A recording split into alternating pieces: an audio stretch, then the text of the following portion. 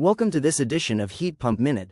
Most people think antifreeze is only needed to protect a geothermal loop from freezing. Today we're going to look at another place where freezing can occur, and it happens after the heat pump shuts off. A good rule of thumb is to protect your fluid to roughly 15 to 20 degrees below the lowest expected operating temperature. On the source side, this is common practice. We know the only place freezing occurs is inside the heat exchanger. Many systems don't use antifreeze on the load side because the piping is inside the building. That's often acceptable for heating-only systems, but cooling changes everything. As the heat pump approaches the chilled water setpoint, the water leaving the heat exchanger may be several degrees colder than the return water.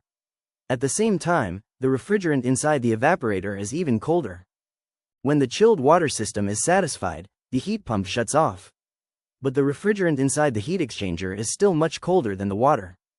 For a brief period, the water continues transferring heat into the refrigerant, and portions of the water can freeze inside the heat exchanger.